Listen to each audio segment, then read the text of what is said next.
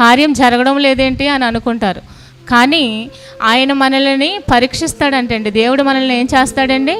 పరీక్షిస్తాడు. మన సహనాన్ని గ్రహిస్తాడు, ఆయన ఓర్పును గ్రహిస్తాడు.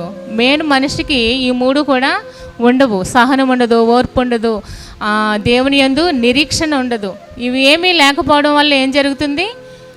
కార్యాలు పొందలేకపోతున్నాం. కొంతమందికి ఏంటంటే ప్రార్థన చేయగానే ఏమైపోవాలి? కార్యము జరగాలి.